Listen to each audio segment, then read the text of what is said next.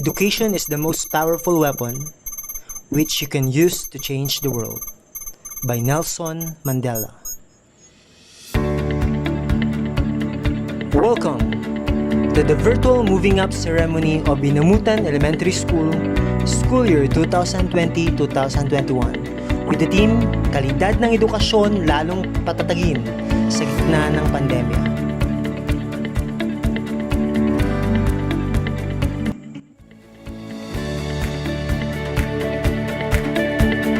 Let us all close our eyes and pray.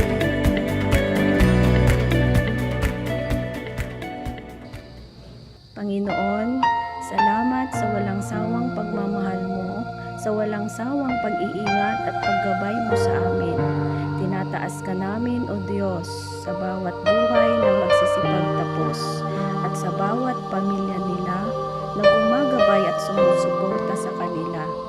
Nagpapasalamat din po kami sa habag at biyaya mo sa bawat isa, na ikaw, O Diyos, ang nagbigay ng talino at kakayahan sa mga batang ito. Patuloy ka namin tinataas at pinaparangalan sa dakilang pangalan mo, Jesus. Amen. Tayo po'y magbigay galang sa pambansang awit ng Pilipinas.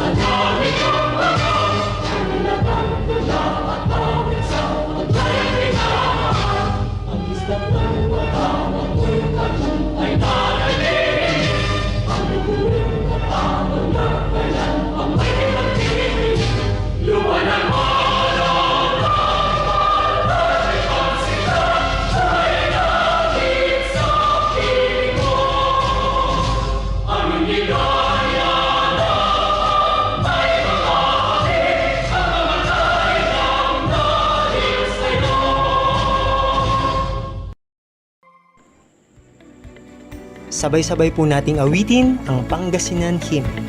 Sabayan niyo po kami.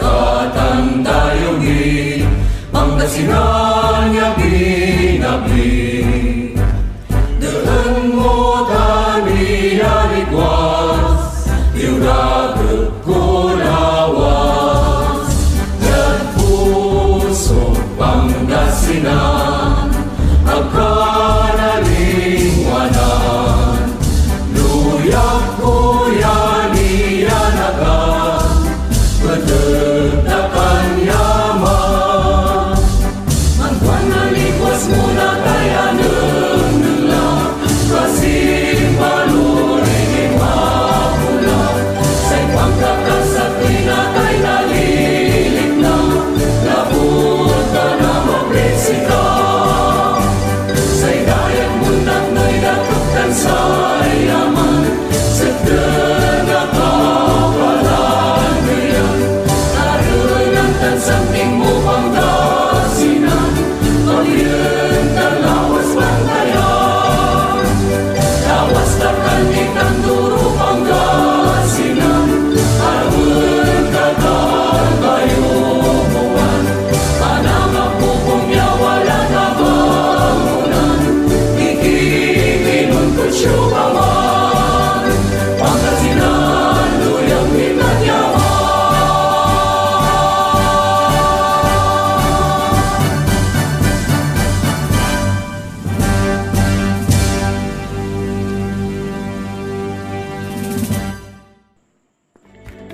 For the welcome remarks, the PTA President of Inamotan Elementary School, we have Ma'am Rosario Marla P. Renticruz.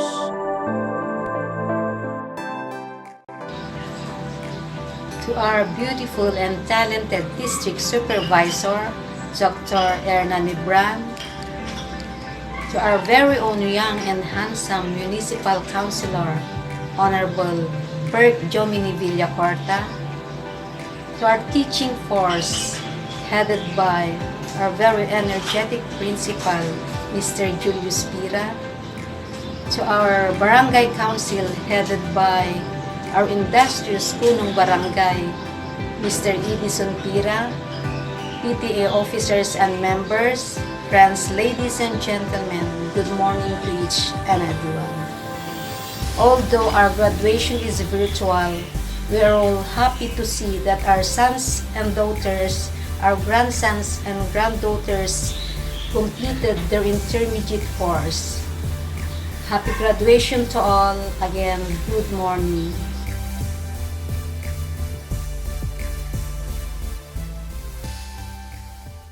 Message of our Public School District Supervisor.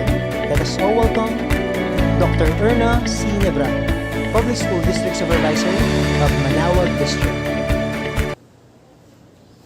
Good day to everyone. It is with great favor and recognition to convey my message and congratulations to all the completers, academic awardees, and most especially to the graduates in our today's graduation exercises for the school year 2020-2021. This is a very historical and one-of-a-kind graduation ceremony, for we have this virtual graduation wherein we could not see each other through face-to-face, but we can consider this as a remarkable and memorable event as we journey to provide and acquire quality education amidst the challenge of COVID-19 pandemic. Moving up ceremonies and graduation exercises are significant events in the life of the learners.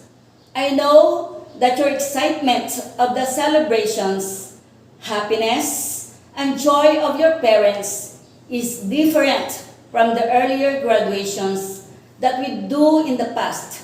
But I'm sure all of us are all thankful for at last you finish another step of the ladder in your education, and you experience learning away from the classroom settings, yet learning went on successfully. Our theme this year is strengthening the quality of education amid the COVID-19 pandemic. This means that all of us, school administrators, teachers, learners, and parents succeeded in our dreams to finish this school year. The threat of the virus is real, but it did not stop us to perform our duties and responsibilities as educators. As Secretary Briones reiterated, education must continue. Indeed, we never gave up to face all the challenges. Instead, we worked hand in hand and gave our best to pursue with so much hope and resilience that we can overcome all the challenges to strengthen the quality education in the Philippines. At this point in time, I would like to sincerely thank and congratulate all the parents and guardians for all your sacrifices and participation in your children's education. Your role is expanded as you contributed much for their achievements and success. Maraming salamat po and congratulations for being our partners in the delivery of quality education despite of our present situation of no face-to-face learning modality. Instead, we have distance education through online learning and printed modular instructions. Alam ko, marami sa inyo ang bumili pa ng gadgets like cellphones, netbooks, laptops at desktops at nagpakabit pa ng internet. With that, Thank you so much for your utmost support for your children's education. I would like also to thank, congratulate, and salute the teachers and school administrators, our unsung heroes, for your love and concerns to your learners, your sacrifices and hard works in the implementation of the new learning modality. Your careful review, printing, sorting of the modules until late night and some reach dawn. In assessing the learners and supervisions in the delivery and retrieval of modules.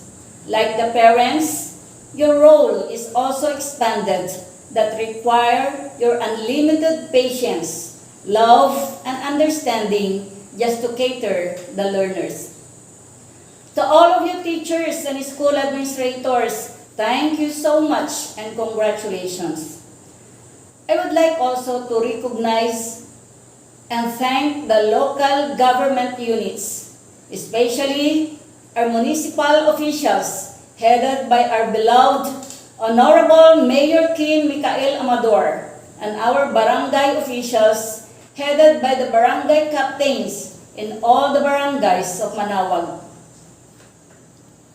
For all your support and donations, both material and financial resources, interest, cooperation, and involvement in the education system of the Department of Education. You are our ultimate partners in the successful delivery and retrieval of the modules. To our stakeholders, who are most of them are private individuals who don't want me to mention their names, who wholeheartedly share their time and financial support in every school. Lastly, I would like to congratulate all our completers and graduates for successfully finishing their elementary program and curriculum. Your graduation marks the milestones of your educational achievements. I know that more challenges and problems will come into your ways, but don't stop in believing and pursuing your dreams. Just continue and stay focused and be motivated intrinsically. Your success and good future will be reached if you have the determination, faith in God, and perseverance. As what Og Mandino says, failures will never overtake me, for my determination to succeed is strong enough. Congratulations and have a happy and wonderful graduation and moving up ceremonies. God bless us all and mabuhay tayong lahat. Thank you, Ma'am Erna, for a very wonderful message. And now, for the message of our school division superintendent, let us all welcome Sir Danilo C. Sison.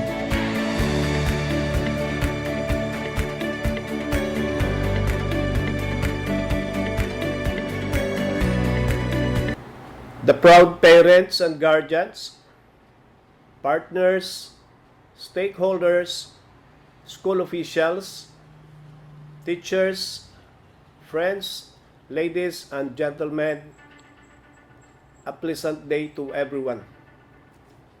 Situated in this new normal atmosphere, we don't have the usual and traditional way of culminating the school year, recognizing the outstanding graduates, and celebrating the success of our children who are graduating today.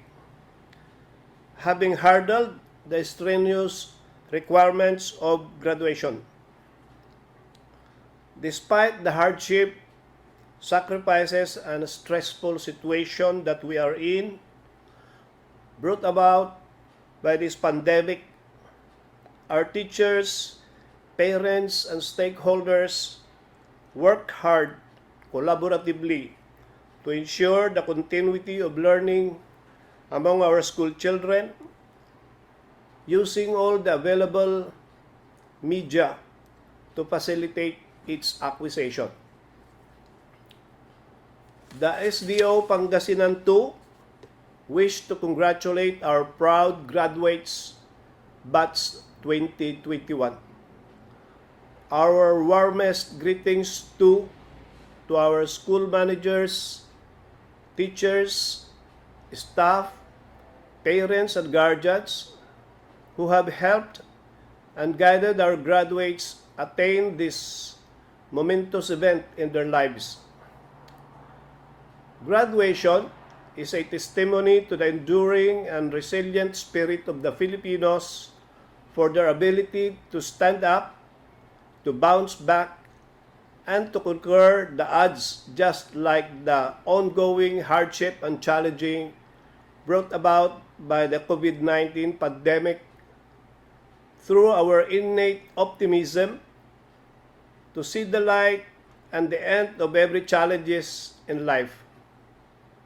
For so many times, we have proven that we can surmount any adversity by sharing a hand with each other in times of darkness and trials. The many challenging moments we have endured tempted us sometimes to give up, but our hearts refuses to be broken by deep distress. We don't lose our hope because of the strong faith we share with each other, even in the most trying time of circumstances. We may be battered, but definitely never defeated. Having undergone a lot of honing and guidance through the patient, loving and caring tutelage of your teachers, you graduates are now ready to face the new chapter of your educational journey. Life challenges may not be easy, but you have learned at home and in the school that a success never comes easy the way we wish it, but rather through hard work and perseverance, inspired by our Divine Almighty, which serves as our guiding light. To the graduates, again, my congratulations. We wish you all the best in your journey towards reaching your dreams and aspirations.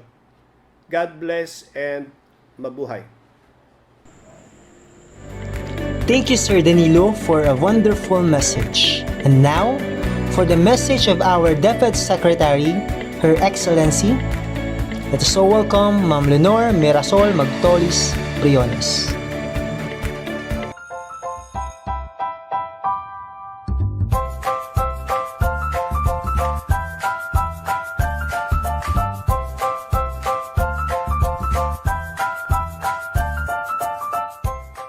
Good day to each and everyone who is attending virtually present at this time of our graduation ceremonies for our beloved and very precious graduates for the school year which ends at this time. First of all, I'd like to greet the parents and family members without whose sacrifices, whose reminders, and whose participation in the learning process for our graduates have resulted in this culmination program. This year, your role has changed drastically, where we've always believed that the matter of educating our children rests nearly exclusively on our teachers and our staff. This time, you parents, you family members, you who are in the households of our learners have expanded your role and contributed to this wonderful day, wherein finally, our learners are graduating in this culmination exercise. So congratulations, because this year has not been very easy, has not been a picnic for our teachers, for our family members, as well, especially the parents, mothers, fathers, sisters, brothers, and all who have contributed to the achievement of our learners at this time. So, maraming salamat at congratulations, parents and family members. Mas malaki ang role ninyo at this time compared to earlier graduation exercises.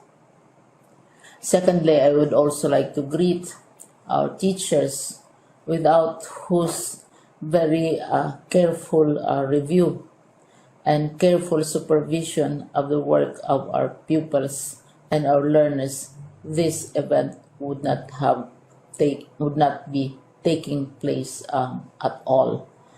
And so thank you, teachers. Your role has also expanded.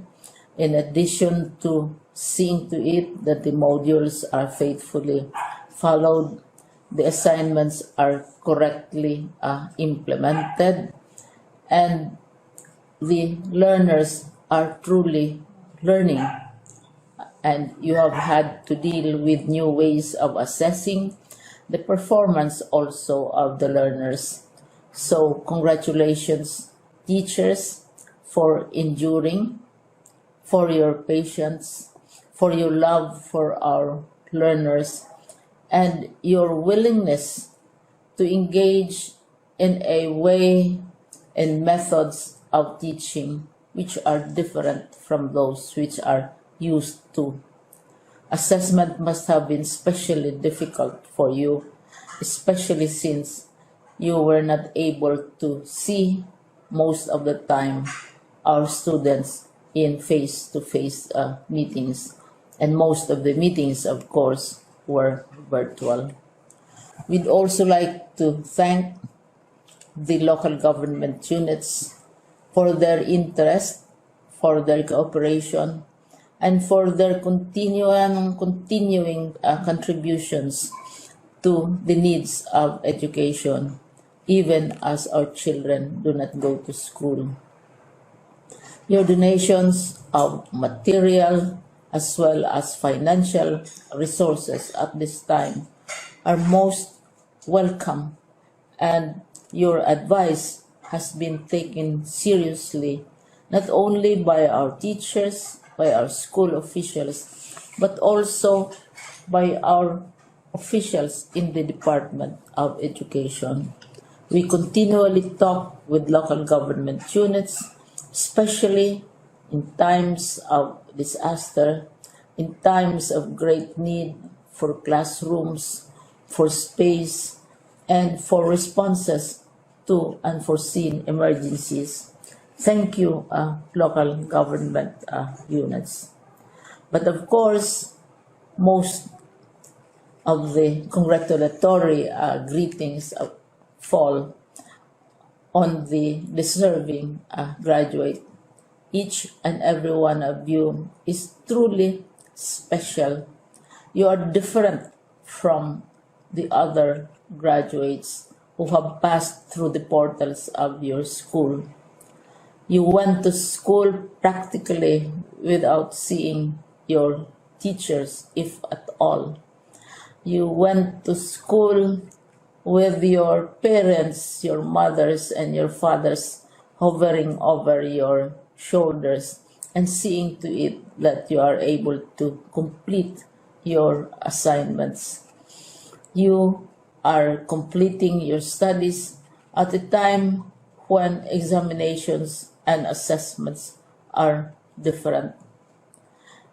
You are culminating these long months of hard work at this time, even as you have to do family chores, even as you are distracted, and even as your world has turned upside down, and it seems and it appears as if we don't know what the future holds and what will happen next. but you have persevered, and now you are ready to graduate. And therefore, you deserve each and every bit of congratulations from us in the Department of Education, from your parents and family members, your teachers, from the officials in local government, as well as in the parent teachers associations. You deserve each and every single congratulatory pat on your back, each hug virtually, of course, and each greeting, which I am sure you are also receiving virtually. I don't know if you will remember this event many, many years from now. I have tried to recall myself who our graduation speaker was when I finished high school and when I finished my college studies. All I remember is that the graduation speaker was someone important, someone who was invited because that someone is supposed to give a message. What was more important to us graduates at that time was the excitement of the celebrations, the happiness and the joy of our parents, the sadness of parting from our classmates and from our teachers, and the enjoyment of all the graduation events that usually take place come commencement day. When I was a college student, we had a series of events which were designed to embed in our minds, which were designed to help us remember and not forget our days in college. We would spend one whole day going around the campus, visiting the classrooms, saying goodbye to our teachers, and sharing memories. We would have bonfires to say goodbye to each other. We had baccalaureate services where we committed ourselves to God and we prayed for guidance when we go out into the world. So many celebrations, and the speaker, of course, is the least important and easily forgotten component of the graduation exercise. Nonetheless, I will exert all efforts to share with you what I see are things or issues which a graduate should remember and recall. I have said that you are very special. You are very different. You are pioneering. There has been no other class like your class. There has been no other graduate like you as a graduating student, because you are the very first graduate of the blended learning response to education in the Philippines. And so you ask yourself, what awaits you in the world outside? You can either work, because the kind of curriculum you survived and underwent as a student will enable you to go to work if you wish to go to work.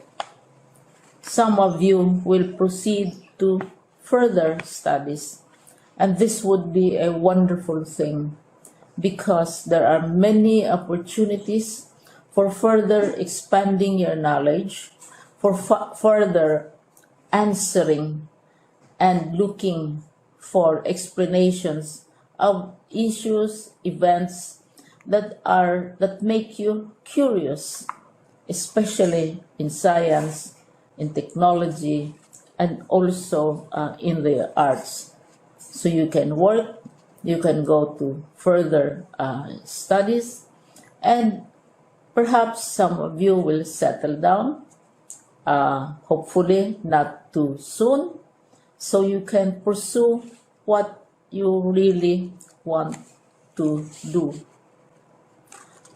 So today, this is why we call this exercise a commencement exercise.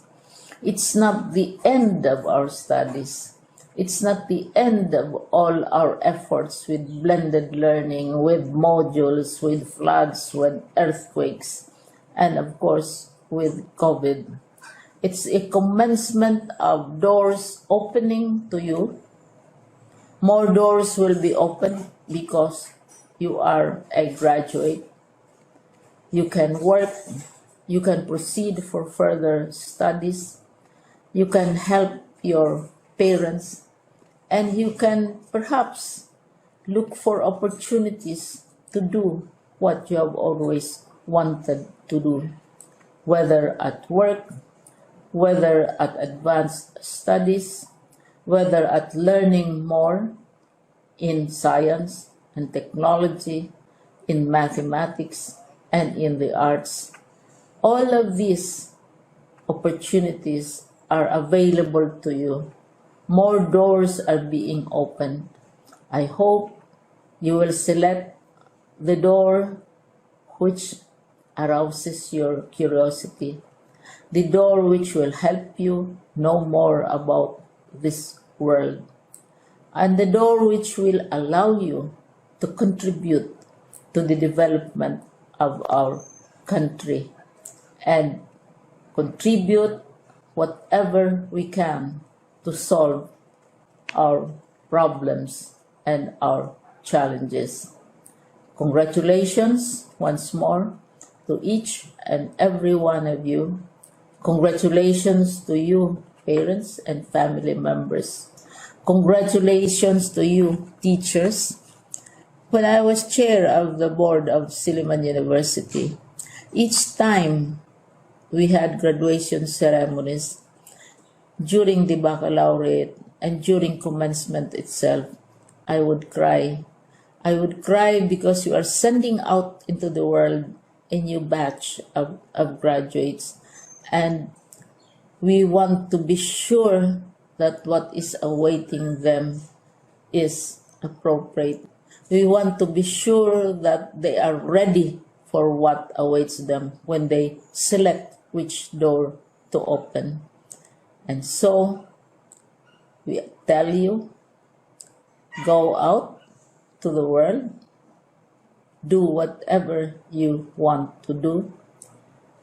God be with you, and be assured that all of us love each and every one of you. Congratulations.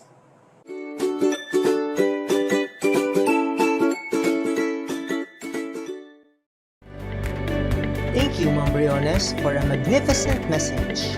And now, the presentation of completers of batch 2020-2021. We have Sir Julius Pira, Principal 1 of Inamotan Elementary School. Good day to each and everyone, and may the peace and blessings of God be upon us all. Before I present to the school's division superintendent, the completers of Inamotan Elementary School, may I first congratulate all the completers from the kindergarten and from the elementary and their beloved parents for having succeeded in this school year 2020-2021. This is indeed a memorable and unique closing exercises because we are having these ceremonies virtually. We are not having the traditional exercises wherein we gather and we have face-to-face celebration. I am very proud of you, my dear completers, dahil nagawa ninyong iraos ang inyong pag-aaral kahit sa pamamagitan ng modular learning modalities. Pinatunayan ninyo na kaya nyong harapin ang mga pagsubok, mairaos lang ang inyong pag-aaral. So go on with your studies, huwag kayong hihinto at magpatuloy lang kayo. Aim high always at makakamtan din ninyo ang inyong mga pangarap sa buhay. Again, congratulations to all of you, to your parents. Mabuhay po tayong lahat, and God bless us all.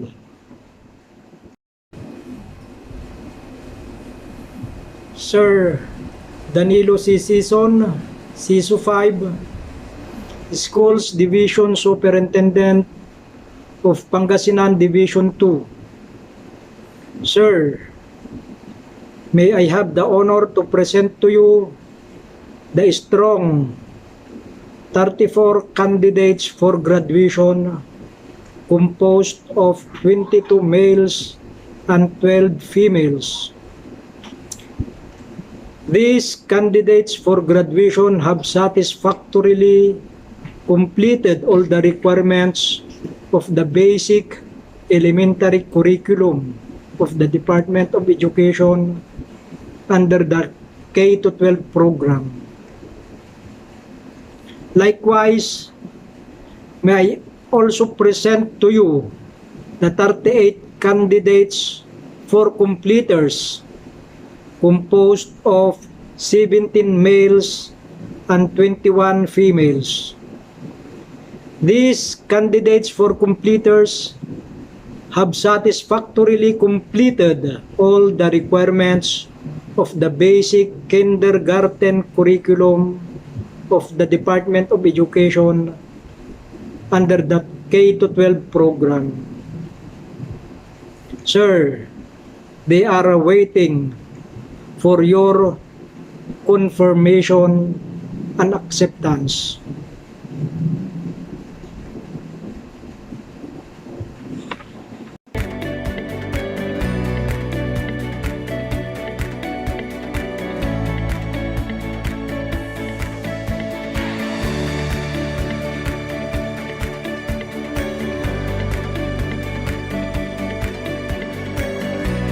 By virtue of the authority vested in me by the DepEd Secretary Leonor Magtoles Briones, through the Regional Director, Dr. Tolentino G. Aquino, and in my capacity as the Schools Division Superintendent of SDO Pangasinan 2, acting upon the strong recommendations of your school head and teachers, that you have satisfactorily completed all the requirements for graduation prescribed by the DepEd on elementary or secondary education, I now accept and confirm you graduates of your respective schools for the school year 2020-2021. On the day of our Lord, July 2021, thereby granting you the right to enjoy all the privileges attached to it. Congratulations. I present to you the graduating class of 2020-2021.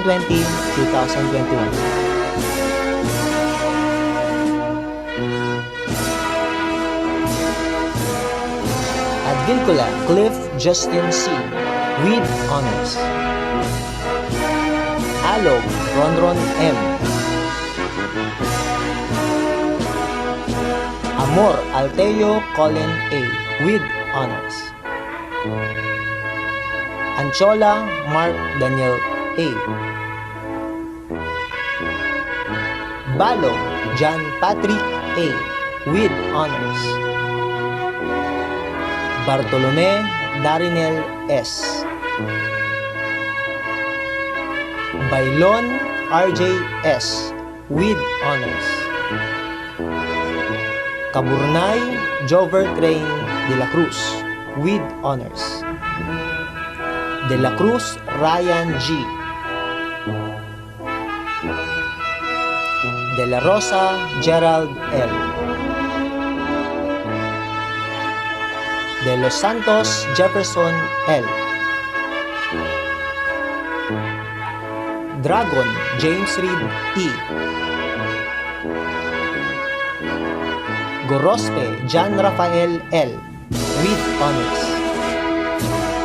Gorospe Lemuel B. with honors. Matukad Daniel James L. with honors. Molina Rainier D. Narvasa Romel Rudolph A. with honors.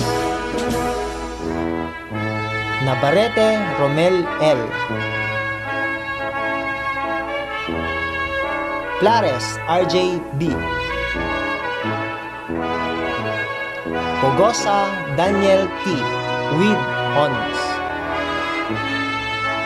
Olbinado Nico C. with honors. Congratulations, Batch 2020-2021 Grade 6 Girls. Amor Altea Eunice A. with honors. Amor Crijame D. Bayaka Wilina B. with honors. Banggi Rizaliana Dalisay Amparo S. with honors. De la Cruz Shelwin P. Lagmay Rian Luis F. with honors. Luquiao Priscilla Scarlett P. with honors. Manangan Hannah Nicole U. with honors. Melchor Jeneline V. with honors. Pinolyar Rosel Erica P. with honors. Regaspi Sofia Elis Renticruz with highest honors. Solis Shaina May E. with honors. Congratulations, we are so proud of you guys.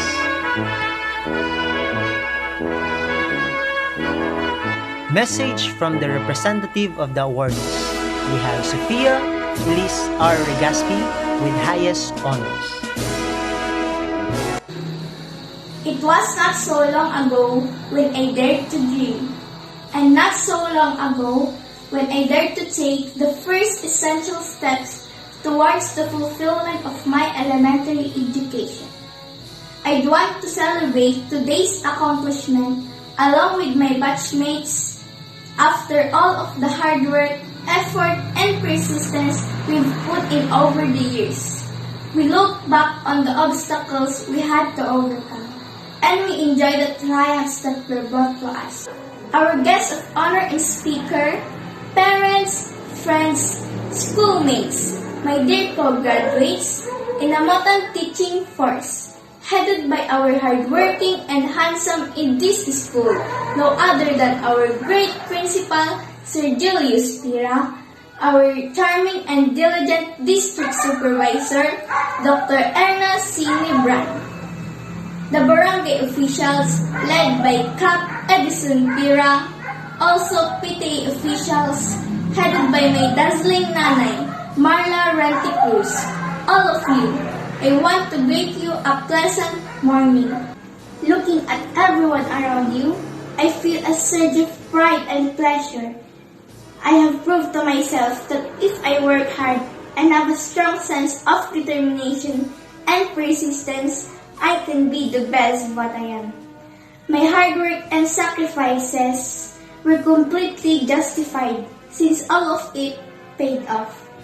For every one of us, this is a significant day since we have just come to the conclusion of an episode in our lives, our time in elementary school. This is a new chapter in our journey. High school is starting now. Young as I am today, I can say that failures and trials should not be the reason for us to say no and never try to do something. Rather, let us make them an inspiration to do better. Let them strengthen our character. Now, I could simply say that we are empowered and productive students that could face new challenges towards new horizon. For I believe that we are now equipped of all the things we need based from the experience and trainings we had undergone from our alma mater. My dear fellow batchmates, I am positive that our knowledge, talents, skills, and distinct personalities as a student will be flourished through the education that we are bound to create and consume in the coming school years. We may be different schools to take, our diversity will not be a hindrance to our academic goals because of our strong determination to put our best in everything what we do. As we seal this unforgettable chapter of our academic life, allow me to congratulate you all for all of the accomplishments that we have obtained out of our daily undertakings in school. Our victory is also our school and family success. Let us always be reminded that our education is a gift and we should never take it for granted. Let us use it to be a blessing to others. Before I end this speech, I want to thank all the persons who contributed in my life in my first journey. The Inamotan teaching force who always do their best for us in order to fulfill our dreams. Of course, I want to thank one by one to all of you because you deserve to be lifted up. Starting to Ma'am Marisol Orpiano, who developed my writing skills. Ma'am Lorna King Cruz learned from you how to count numbers fluently and taught me how to read correctly. Ma'am Laila Pasis, who trained my skills in speaking. I remembered I was third place before of declamation because of you. Ma'am Rafael Benito, Ma'am Rosemary Banyaga, Sir Alex Pulmano, and Ma'am Lerma Lagmay, who enlightens me the good manners and right conduct and how to respect to others. To Ma'am Charlene Soren, for accompanying me to Manawag to become a president in our district. It is my pride in this school. Also for educating me in our Limpalipunan contest. Without you, I wasn't able to rank second place. Sir Bernard Daroy, for always supporting us in terms of academics and sports. Also for improving my arts and design skills and communication skills. For picking me as one of the students who became an MC. To Ma'am Edwina Casugo, for abilities to calculate basic addition, subtraction, multiplication, and division problems quickly and accurately. To Ma'am Corazon Jacinto, for gaining my insights in terms of English and upgrading my spellings and grammar forms. Also for raising us discipline in order to chase our dreams and for supporting me even at my hardest times. Ma'am Elena Orpiano for coaching me during my essay contest, especially last EPP contest that I ranked first place and science contest that I also ranked 5th place. Without you, I couldn't get that awards. Of course, Sir Julius Pira, who prioritized first the safety of the students and beautify our school to become one of the cleanest and environmentalist school in Manawag. Of course, my parents, Mama Rio and Papa Gilbert, long distance is not a hindrance for us to communicate and guide me day by day. To my grandparents, Nanay Marla and Tatay Carlos, thank you for taking care of me since I was kinder up until now. I truly appreciate that. You are the best lolo and lola among the rest. To my Tita Cheng, thank you for always helping and supporting throughout my academic life. And you taught me how to be independent and fight for my rights. Also Tito Ronald and Tito Rodel for supporting some of my needs. My one and only cousin Nika, thank you also for helping some of my needs. Above all, thank you Lord for guiding us and all the blessings you imparted in our lives. Thank you everyone.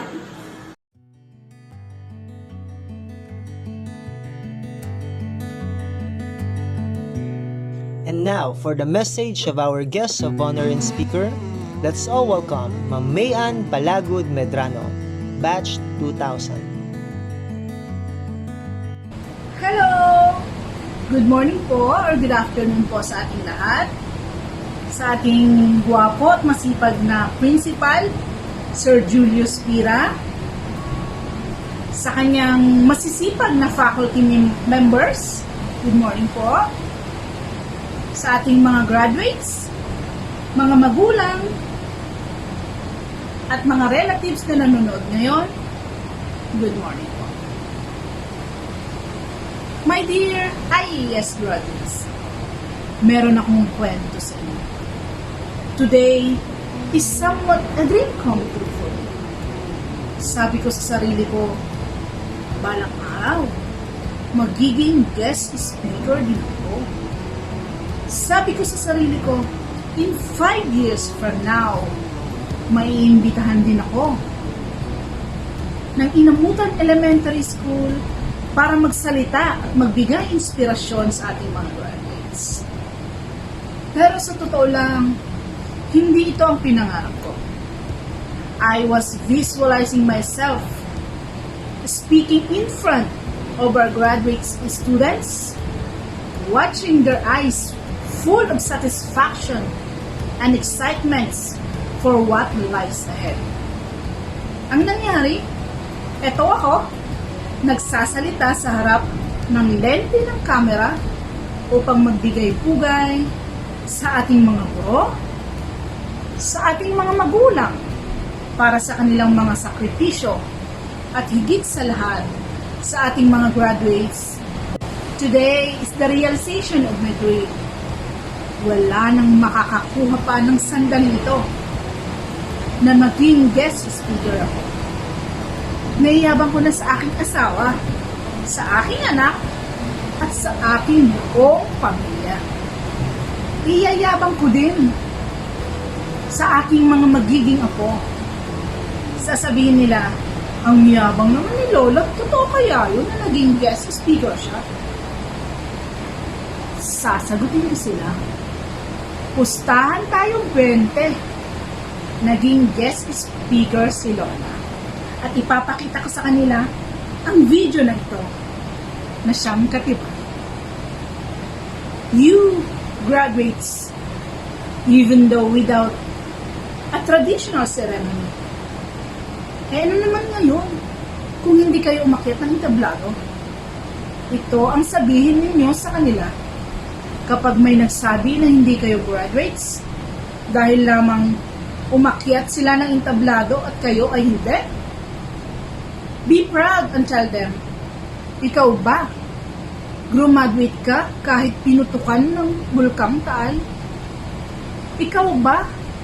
Graduate ka ba kahit na dinaanan kayo ng matitindi at mapaminsalang bagyo tulad ni Pipito, Rolly at Ulysses? Ikaw ba ay graduate kahit sa kasagsagan ng pandemyang COVID-19 na sadyang nakaapekto sa buong mundo? At this point, dapat tayong magpalakpakan. Kaya naman, palakpak naman dyan.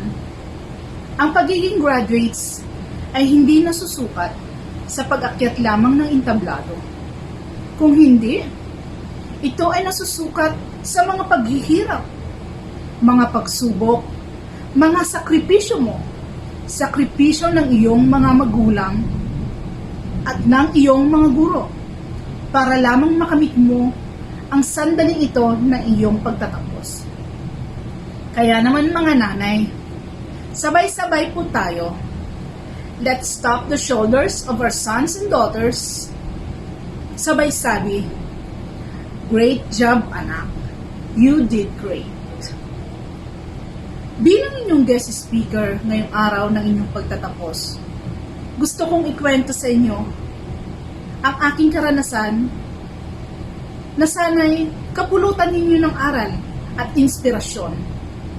Mga pagsubok na aking napagtagumpayan bago ko marating ang kinalalagyan ko ngayon. Take note, it took me 10 years bago ako maging isang successful. Uumpisan ko ang kwento nung ako ay elementarya. Nung ako ay grade 1 to grade 3, nag-aaral po ako sa Rosales Elementary School. Kasi doon pa po nagtuturo ang aking ina that time. Kung ang ibang bata ay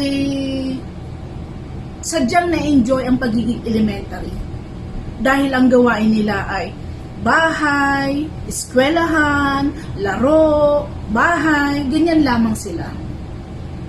Kami pong mga magkakapatid ay hindi. Anyway, kami pong magkakapatid ay 10. At sa dami namin, ang aking ama at ina ay may teknik na ginawa para kaming lahat ay makapagtapos sa elementarya. Ang teknik na ginawa ng aking ama at ina, sa isang taon, hindi kami sabay-sabay na nag-aaral. Alternate po kami. Kumbaga, for example, ako this year, and then next year, yung kapatid ko naman. Paulit-ulit lang po yung ganong senaryo sa amin. So, meron sa amin na medyo late na nakapag-tapos. Kasi nga, yung senaryo na ginawa ng aking mga magulang. No choice po kami kasi hindi naman po kami karangyaan sa buhay. Sadyang pagkabata pa lang is naranasan na namin ang hirap sa buhay. So, nung elementary ako, kung ang mga kaklase ko is kapag tumunog ang bell, is natutuwa sila dahil sila ay magmimerienda at maglalaro sa labas. Ako po ay hindi. Lalong-lalo na nung teacher ko ang aking ina. No, may ano kaya yung pinapagawa ng aking ina? Imbis na maglaro at lumabas, imbis na lumabas at maglaro, nakikipag-unahan ako sa aking mga kaklase para lumabas. Pero hindi para maglaro. Nakikipag-unahan ako sa kanila para ma-set up ko na ang aking pwesto sa pagtitinda. Ang lola nyo ay isang tindera bata pa. Sa eskwelahan, nagtitinda ako ng nilagang saging, nilagang mais, yema, kung ano-ano pa. Dahil po ang aking ina, kahit teacher siya during that time, talaga pong business-minded ang aking ina. Kaya naman lahat kami ay lumaki ding business-minded. So, ganon. During recess time, matatapos na lang ang recess time na hindi ko man lang na-enjoy ang recess. Papasok na naman sa eskwela. At sa uwian naman, mag-uunahan na namang umuwi ang mga bata. Yung ibang bata, bagsak ang bag, lalabas, tatakbo, maglalaro. Kami po, hindi. Kami ng aking kapatid, kami ng aking mga kapatid.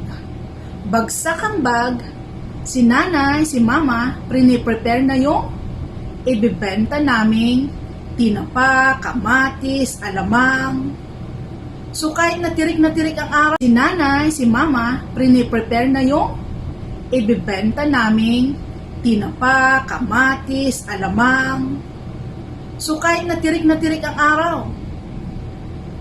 agpalaot, agpadaya kami ako. Sabay sigaw, tinapa, kamatis, aramang. That's what's life are for. That's what our life before. Ganun na naman po sa hapon. Wala pong laro-laro. Magtitinda na naman kami ng tinapa or kung ano-ano man na pwedeng ibenta. Minsan, nag-aaway pa nga kami ng kapatid ko. Kasi, sabi niya, ikaw ang mag-drive ng bike. Tapos, ako ang sisigaw. Sabi naman niya, ay ayoko, nahihiya ako. Yung crush ko andun nakatayo.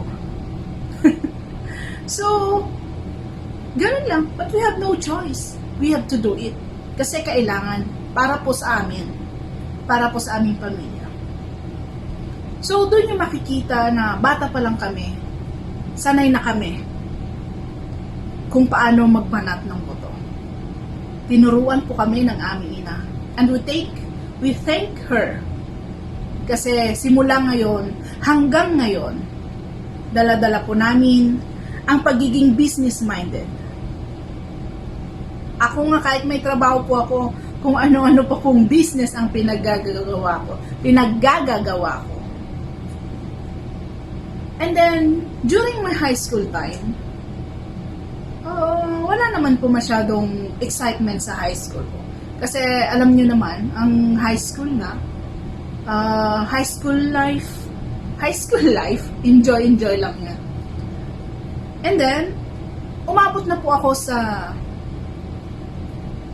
ako ng college.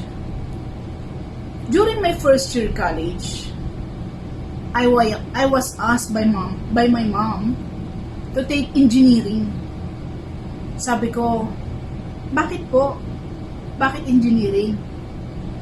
Kasi gusto ko mag-entrance exam ka ng PMA.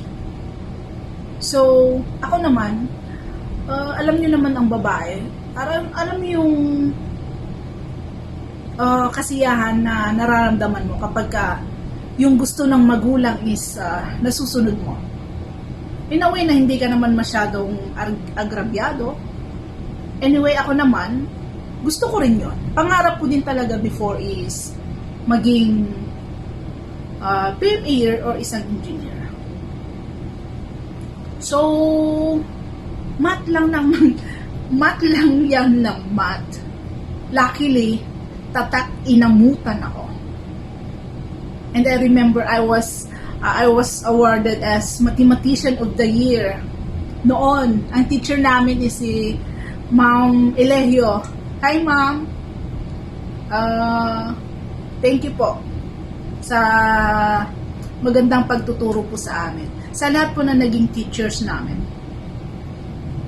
So, I took the exam of PMA twice. Twice po akong nakapasa sa entrance exam. Pero, sad to say, even though I passed the written exam, the examination, I failed the what do you call this? Medical exam. I passed the written and physical exam, pero yung medical is medyo hindi po ako nakapasa. Kasi nung first na nakapasa ako, I was diagnosed na yung eardrum ko is mayroon siyang butas. So the second year, dahil sa sobrang gustong-gusto naming makapasok ako sa PMA, pina-opera namin, kasama ko po dyan ang aking ina. So, pina-opera namin siya. And then, the following year, nag-exam ako ulit. I pass again. Pero nung magpapasukan na kasi yung mga plebo, sabi ng PMA, hindi pa rin ako pwede. Kasi yung sugat ko daw is, what do you call this? Yung hindi pa siya gumagaling. Kumbaga may dugo-dugo pa siya.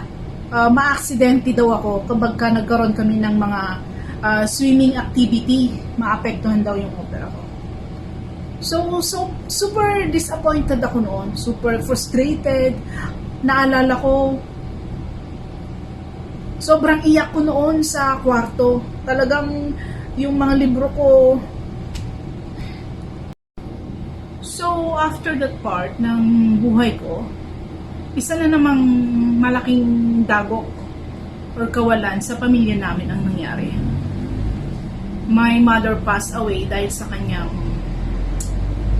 sakit na kidney failure. Sobrang hirap po. Kumbaga, yung mama mo, kasama mo sa lahat. Sa lahat ng pagbuo ng mga pangarap. Pero ngayon na buo na siya, wala siya. Hindi niya maranasan yung pagkakaroon ng isang anak na inhinyero. Sorry po. Kaso, lahat po kasi ng meron ako ngayon is inspiration ko yung mama ko. Nung nawala yung mother ko, nawala din ako sa tamang landas. Na barkada, nag-stop ng trabaho,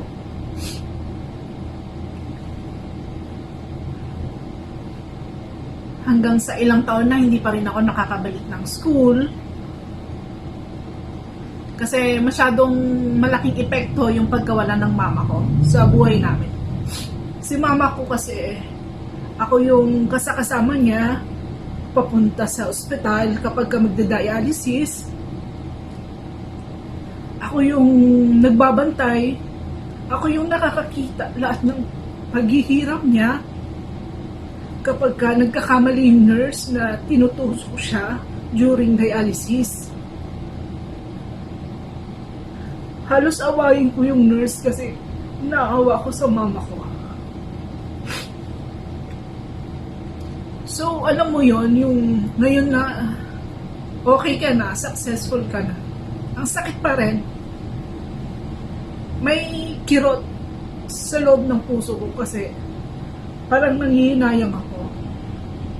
Si mama, hindi niya naranasan yung buhay na, hindi naman marangya, pero buhay na okay. Yung hindi na niya problemahin. Hindi na siya pupunta kung saan-saan. Para lang maghanap ng mautangan, kasi taga London yung mama ko eh. Naalala ko pa, kasama niya ako. Nagtataka ako kung bakit si mama, ang daming pinupuntahan tapos may kinukuhang pera. Yun pala, yung mga kinukuha niya is mga sukli na lang pala ng mga niloan niya. Ngayon, nung wala na siya, doon ko na lang na-realize na ganun pala yung sitwasyon ng mama ko. So, sobrang sacrifice din ng mama ko para sa aming lahat. Hindi naman kami totally, lahat kami is napagtapos ng college. She made sure pa rin na yung pundasyon namin is naging okay. Nalalaki kami at magiging successful. Kahit na wala na siya. So, lahat ng ito is inspiration ko yung mama ko. Sa ating mga graduates, ano man po ang marating ninyo sa buhay, huwag niyo pong kalilimutan magpasalamat sa iyong mga magulang. Ngayon na kayo naman ang may kapasidad para magtrabaho, kumayod, it's your time para kayo naman po ang mag-aruga sa kanila. Bilang isang anak, hindi natin responsibilidad na bayaran ang pagpapalaki ng ating mga magulang. Pero bilang isang anak, nasa atin ito kung paano tayo magpasalamat sa kanila sa pagpapalaki nila sa atin at kung bakit tayo nasa ibabaw ng mundong ito. Ang ating tema sa inyong pagtatapos ngayong araw, kalidad ng edukasyon, lalong patatagin sa gitna ng pandemyang COVID-19. Sa sitwasyong ito,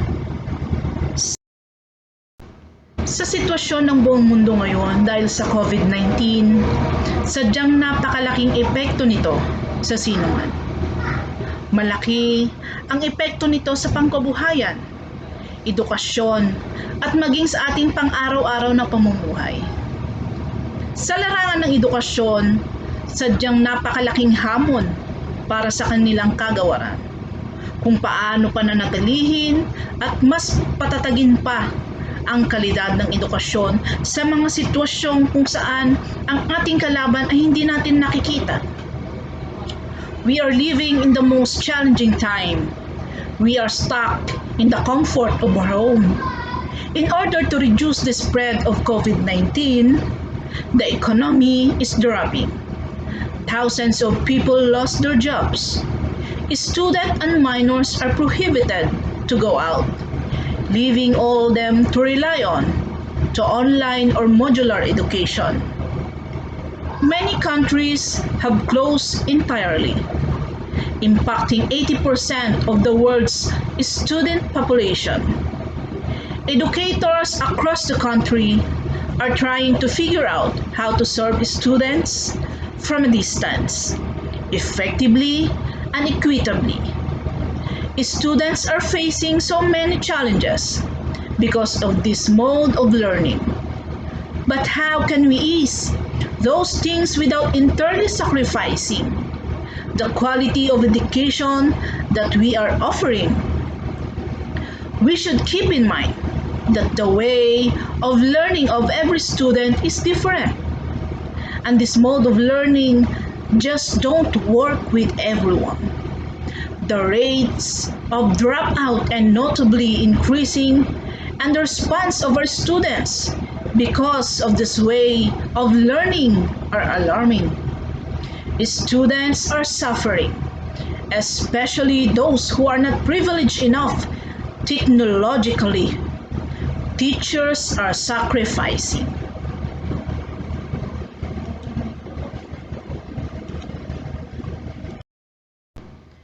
Dahil sa sitwasyong ito, kailangan ang pagtutulungan para mapanatili ang kalidad ng edukasyon ng ating mga anak. Pagtutulungan sa pagitan ng ating mga guro, sa ating mga magulang at sa ating mga estudyante. Mga magulang, ano ang inyong gampanin para mapanatili ang kalidad ng edukasyon sa inyong mga anak? Malaki po. Meron po tayong kasabihan na ang ating mga magulang, lalo na ang ating mga ina, ay ang ating pinakaunang guro bago pa man tayo pumasok sa eskwelahan.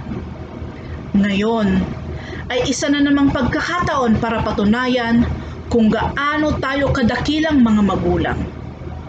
Meron man tayong mga sariling trabaho, isa pa rin sa ating prioridad na bantayan at gabayan ng ating mga anak para mapanatili ang kalidad ng kanilang edukasyon. Muli, gusto ko pong himukin ang mga kapwa kong magulang na huwag susuko sa gitna ng pandemyang ito. Huwag susuko sa paggabay sa ating mga anak at sa kanilang pag-aaral. Before I end my speech, I would like you graduates to remember this. When you are struggling in reaching your dreams and you are start thinking about giving up, I want you to remember the power of hope, the belief that something better is always possible. If you're willing to work it and fight for it, our hope that if we work hard enough and believe in ourselves, then you can be whatever who you dream to be, regardless the limitations that others may place on us.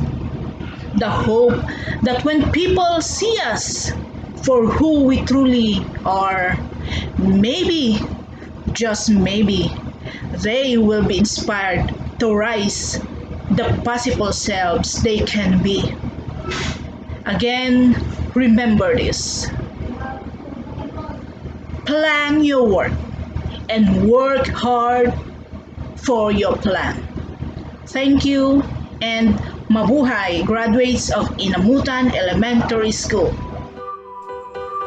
Thank you, Ma'am Mayan, for a very heart-melting, inspirational message. Mabuhay po kayo. And to close the program, let us all hear the closing remarks from our Master Teacher 1, Sir Alex G. Polmano. Our PTA President, our Madam Rosario Marla Pirit Randy Cruz, our ever supportive principal, Sir Julius P. Pira, our district supervisor, Madam Ernestine Bran, the Assistant Division Superintendent, Wilfredo Sindain, and our Division Superintendent, Sir Danilo C. Season. Of course, to our supportive parents, graduates, congratulations. Just keep fighting the good fight of your faith. Our greatest glory is not in never falling, but rising every time you fall. Once again, thank you and bye-bye. Congratulations. Inamotan Elementary School Faculty, School Year 2020-2021. We have our principal, Mr. Julius P. Pira. Our grade 6 advisor and our master teacher 1, Sir Alex G. Pulmano. Grade 6 advisor, Ma'am Elena M. Orpiano. Grade 5 advisor, Ma'am Corazon A. Jacinto. Grade 5 advisor, Ma'am Edwina L. Casuco. Grade 4 advisor, Ma'am Sherilyn D. Sorel. Grade 4 advisor, Sir Bernard B. Daroy. Grade 3 advisor, Ma'am Rosemary M. Banyaga. Grade 3 advisor, Ma'am Lorna T. Kincruz. Grade 2 advisor, Ma'am Rofelisa C. Binito. Grade 1 advisor, we have Ma'am Laila G. Pasis, and our kinder teacher, we have Lerma F. Lagman.